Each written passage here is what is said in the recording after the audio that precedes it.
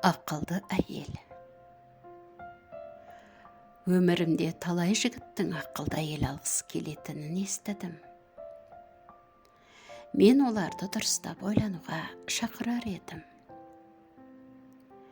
Егер сен ақылды әйелді таңдасаң, оның өмірінің алтын діңгегіне айналмайсың. Себебі ақылды әйел тек өз өмірінің өзегіне байлаулы. Зиялы әйел өзіне манипуляция жасап, басынуға, бопсалауға мүмкіндігі бермейді. Ол жауапкершілікті өзіне алады. Ақылды әйел сұрақ қояды, сараптайды. Ешқашан сенің қалауыңа сай бейімделмейді. Мұндай әйелдің саған дейін де өз өмірі болған. Сен жоқ болып кетсең, сол өмірін жалғастырады. Ол рұқсат сұрамайды. Ол жай ғана ескертеді.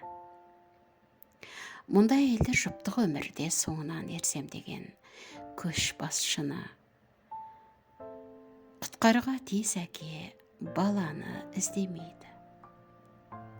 Олар сенің ізіңнен ерсем демейді, біреудің айтқанына көнбейді.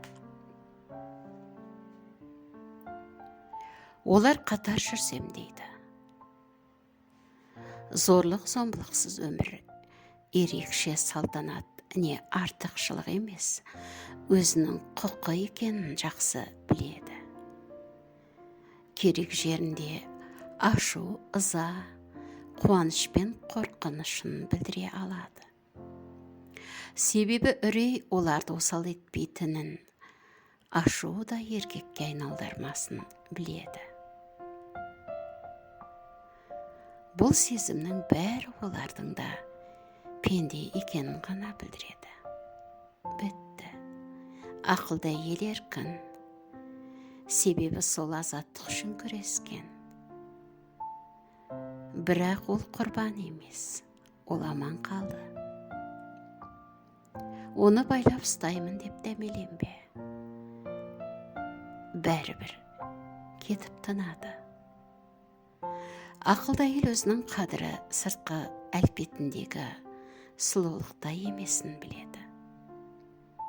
Ақылды әйелді жасы, бойы, салмағы, құмарлығына бола сөкпес бұрын жақсылап ойлан. Себебі бұл эмоционалды зорлық. Ол оны біледі. Сондықтан ақылды әйелім болса демес бұрын, сен соған шын мәнінде лайықпысың деп өзіңнен сұра. Авторы Габриэл Гарсия Маркес. Аударған Шынар Әбілда.